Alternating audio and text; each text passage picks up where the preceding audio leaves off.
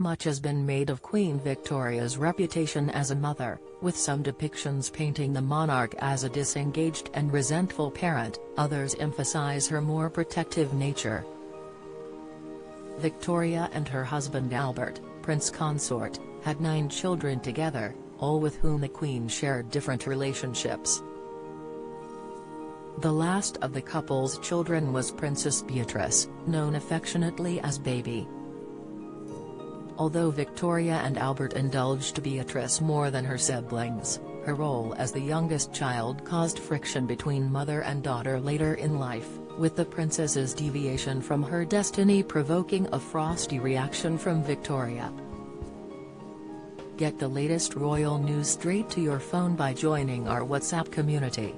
Born on April 14, 1857, Beatrice grew up in the aftermath of Prince Albert's early death, which left Victoria grief-stricken and resulted in a largely sad and solitary childhood.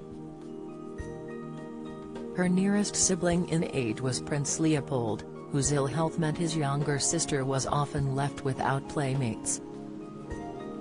Beatrice was as a result quiet and reserved. She soon began to fulfill her role as her mother's companion and helper, becoming Victoria's sole focus following the death of her beloved consort in 1861. The Queen doted on Beatrice, who has often been referred to as her mother's favourite, but also demanded all of her time and attention. The 8 biggest bombshells in new royal TV series as Harry deemed dispensable by Queen. A new ITVX documentary is jam-packed with new hair-raising claims and insights into how the royal family has operated for the past few decades.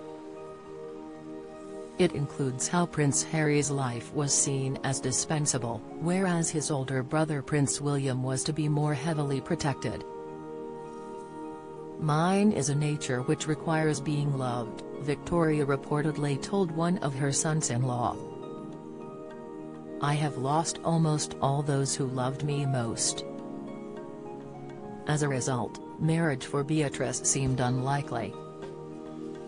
In fact, by the time the princess had come of age, the Queen dreaded the idea of her daughter leaving her so much that she forbade the mention of weddings in Beatrice's presence. The young princess, therefore, became increasingly withdrawn and isolated. As the youngest daughter, she was expected to uphold the customs of the time, give up any hope of marriage to spend her life as a caregiver and companion for her parent. So, when a 27-year-old Beatrice fell in love with Prince Henry of Battenberg, Victoria was both shocked and dismayed. The Queen reacted frostily to the prospect of her youngest daughter marrying and was determined to keep Beatrice by her side. When the princess unofficially announced her intention to marry Henry, whom she had met at a wedding in Germany, Victoria reacted with frightening silence. Although Beatrice remained her mother's companion, the Queen refused to speak to her for months, choosing only to communicate via note. Victoria did not speak to her daughter from May 1884, when the engagement was announced, to November of that year. "What agonies, what despair, horror and dislike of the most violent kind," she wrote in her journal, "for the idea of my precious babies marrying at all." However, when it became clear Beatrice could not be dissuaded, the Queen reluctantly gave her blessing on the marriage, with one condition. Victoria stipulated that Henry would come and live at her residence, meaning Beatrice would stay at her side. Don't miss. Poll: should Duchess of Edinburgh title go to Princess Charlotte? Poll: Andrew urged to move out of Royal Lodge. Latest: Meghan has obvious career path but Harry tipped for major change. Insight: Princess Beatrice and Prince Henry married at St Mildred's Church, Whippingham, on the Isle of Wight, on July 23, 1885. As promised, the couple made their home with Victoria at Osborne House, also on the island. In 1890, a private suite was created for them at the royal residence. By that point, the couple had 3 children, and in 1891 welcomed their 4th and final child. Beatrice maintained her role as her mother's companion, and Victoria made Henry Governor of the Isle of Wight. However, over the years, Henry grew restless at Osborne.